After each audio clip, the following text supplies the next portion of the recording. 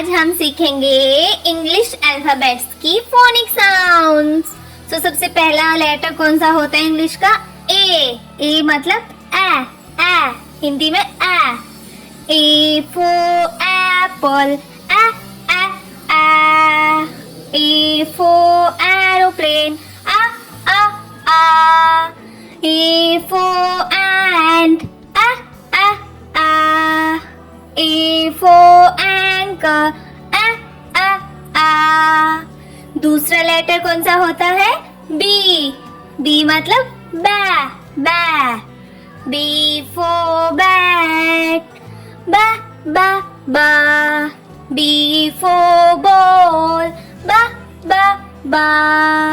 B for boy, बा। B for bird, बा।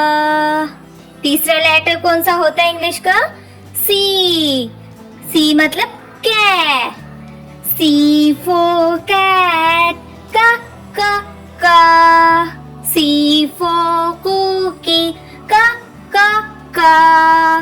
C for cake, का।